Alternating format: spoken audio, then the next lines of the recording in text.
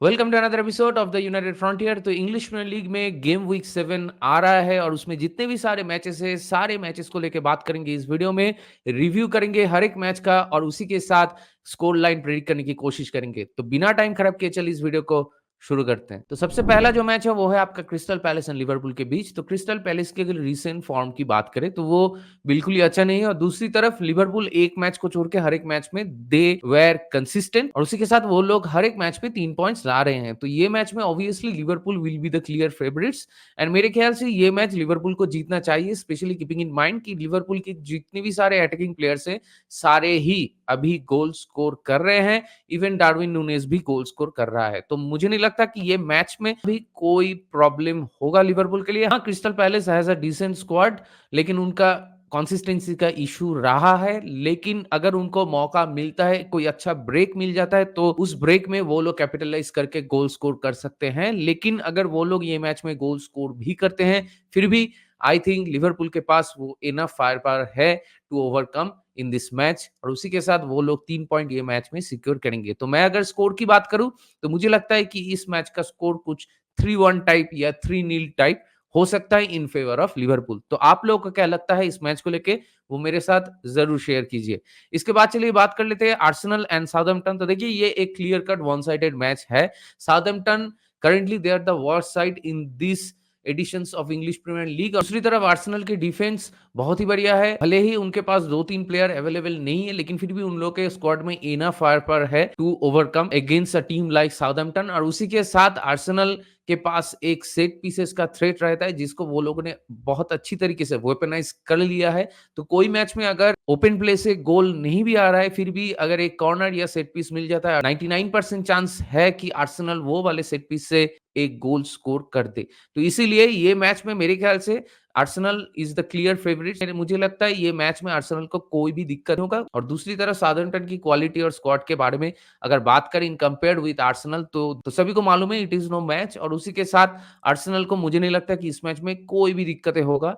तो I am expecting a heavy defeat of Southampton in this match. तो मुझे लगता है कि आर्सेनल ये मैच में 5-0 या 6-0 ऐसा कुछ जीत सकता है। अगर ऐसा नहीं भी होता है फिर भी मिनिमम 3 या 4 गोल तो वो लोग स्कोर करेंगे ही ये मैच में। तो इस मैच को लेकर आप लोगों का क्या मानना है, आप लोगों का क्या राय है, ये मेरे साथ जरूर शेयर कीजिए।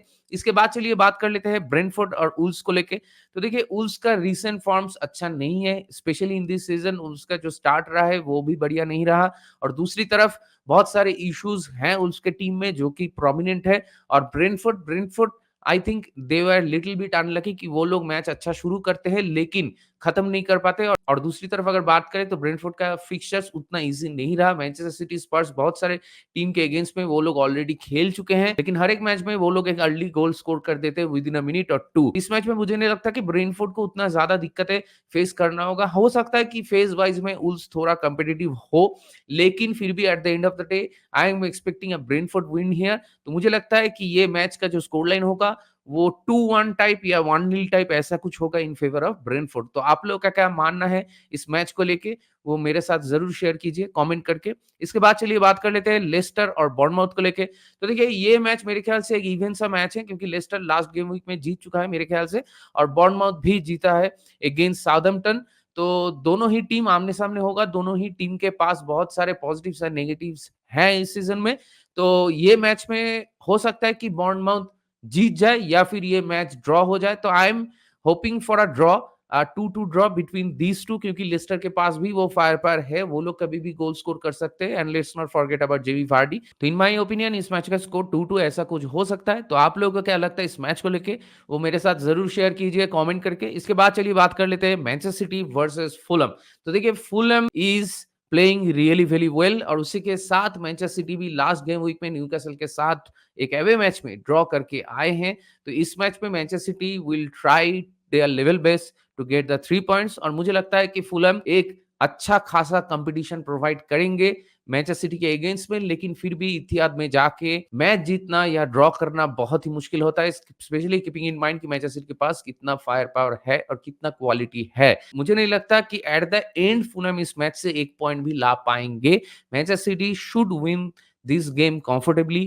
तो I am expecting a 2-0 win for Manchester city in this match against Fulham. तो आप लोगों का क्या राय है इस मैच को लेके, मुझे ज़रूर बताएँ कमेंट करके। इसके बाद चलिए बात कर लेते हैं वेस्ट हैम वर्सेस इप्सविच। तो इप्सविच लास्ट मैच में एस्टन विला के साथ 2-2 ड्रॉ करके आ रहे हैं इस मैच में, और दूसरी तरफ वेस्ट हैम का इस सीजन बहुत ही खराब रहा है। मुझे नहीं लगता कि we can expect much from this West Ham squad. आखिर में अगर वो लोग मैच जीतते भी हैं तो फिर भी top half of the table में फिनिश करना उन लोगों के लिए बहुत ही मुश्किल लग रहा है ऑन द करेंट सिनेरियो। लेकिन इप्सविच के अगेंस्ट में वेस्ट हैम मेरे ख्याल से शायद जीत जाएंगे, क्योंकि वेस्ट हैम के पास at the end of the day वो क्वालिटी है ऐसे टीम्स के अगेंस्ट में मैच निकालना। तो अगर ये मैच में वेस्ट हैम जीतता है तो it will be no surprise, लेकिन अगर ये मैच से इप्सविच कोई पॉइंट निकल के ले जाता है then also I will not be surprise. तो मुझे लगता है कि ये मैच शायद एक नैरो विक्ट्री या क्लोज विक्ट्री मिलेगा वेस्ट हैम को। I am going for a score line of 2-1 in favour of West Ham. तो आप लोगों का क्या मानना है इस मैच को लेके, मुझे जरूर बताएं कमेंट करके। इसके बाद चलिए बात कर लेते हैं एवर्टन वर्सेस न्यूकैसल को लेके। तो देखिए न्यूकैसल लास्ट गेम वीक में बहुत ही अच्छा खेला था अगेंस्ट सिटी। उससे पहले वाला गेम वीक में वो लोग अच्छा नहीं खेला था, लेकिन ओवरऑल अगर बात करूं तो Newcastle had a decent run in this season, और दूसरी तरफ एवर्टन का सीजन बहुत ही मिजरेबल रहा है। Fortunately they got their first 3 points against Crystal Palace in last game week।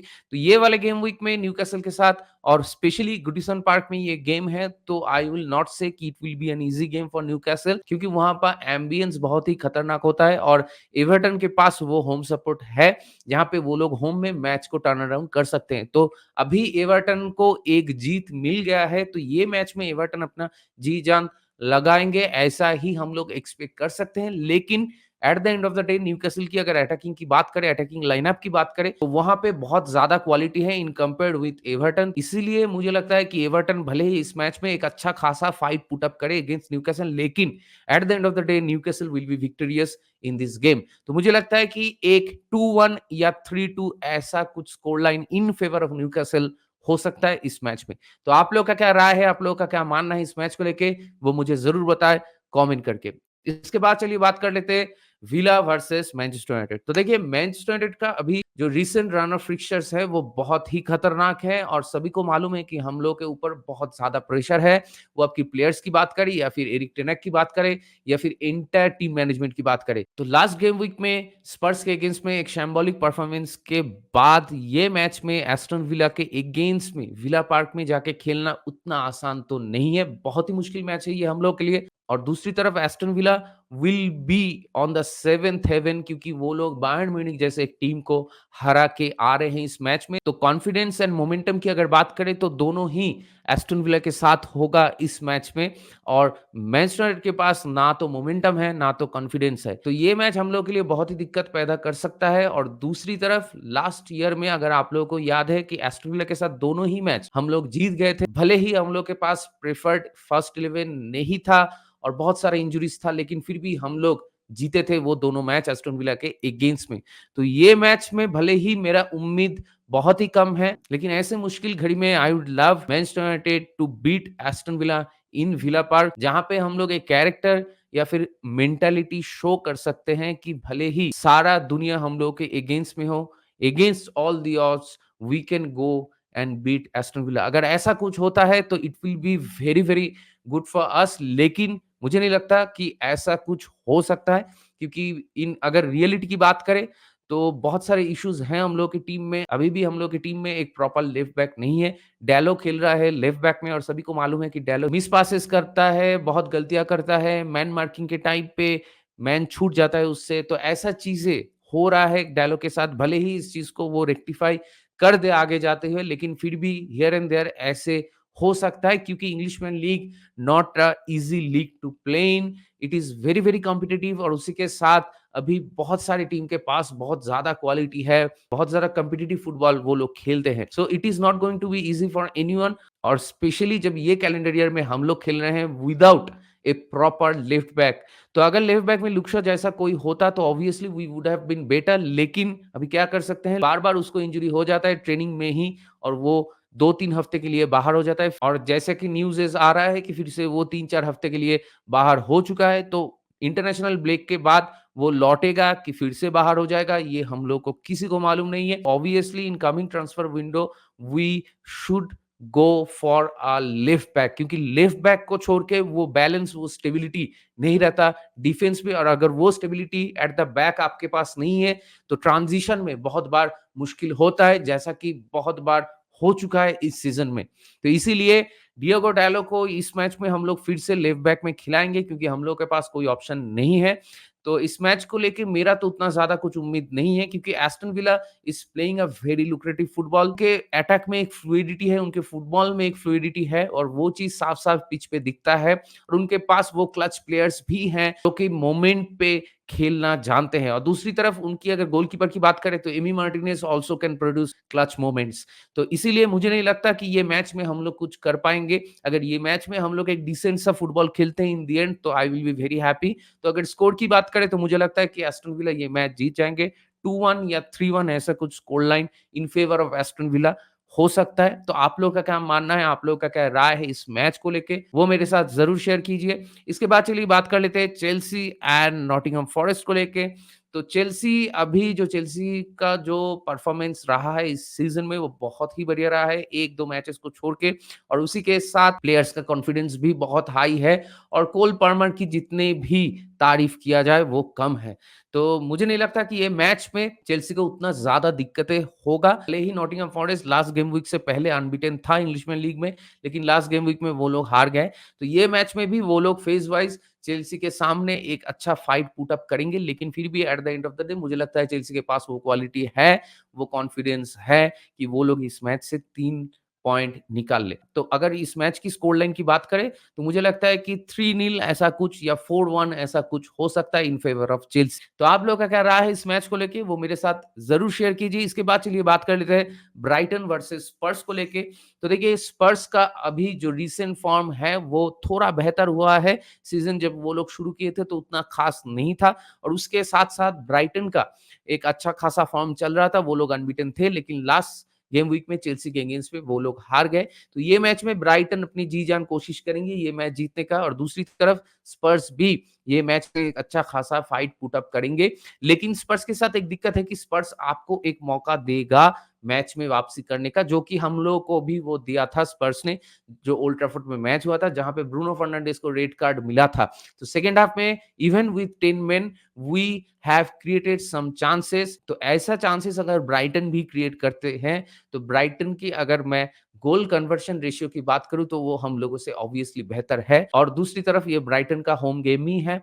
तो मुझे लगता है कि ऐसे चांसेस पे ब्राइटन ऐसे मोमेंट्स पे कैपिटलाइज करेंगे और ये मैच में वापसी करेंगे। तो इसीलिए मुझे लगता है कि ये मैच का result eight the end of the day I can see 1-1 या फिर 2-2 ड्रॉ। जितने भी सारे मैचेस को लेके मैं यहाँ पे बात किया, मेरा पॉइंट ऑफ व्यू आप लोगों के सामने रखा, इसमें आप लोगों का क्या राय है, आप लोगों का क्या मानना है, हर एक पॉइंट को लेके वो मेरे साथ जरूर शेयर कीजिए कमेंट करके। देखते हैं ये गेम वीक में आखिर में क्या होता है, कितना ज्यादा ड्रामा, कितना ज्यादा एंटरटेनमेंट देखने को मिलता है इस गेम वीक में, और एस्टन विला के साथ हम लोग क्या करते हैं वो भी एक इंपॉर्टेंट फैक्टर होगा इस गेम वीक में। तो देखते हैं क्या होता है, और आप लोगों का क्या राय है इस सारी चीजों को लेके वो भी मेरे साथ जरूर शेयर कीजिए। तो इसी के साथ चलिए इस वीडियो को यहीं पे रैप अप करते हैं। अगर आप मेरे चैनल में नए हो तो मेरे चैनल को जरूर सब्सक्राइब कीजिए, इस वीडियो को लाइक कीजिए और शेयर कीजिए अपने दोस्तों के बीच जिनको ऐसे वीडियो पसंद है। तो बहुत जल्दी मिलेंगे अगले वाले वीडियो में, तब तक ख्याल रखिए अपना। Take care, good bye, glory glory Manchester United and keep the red flag high.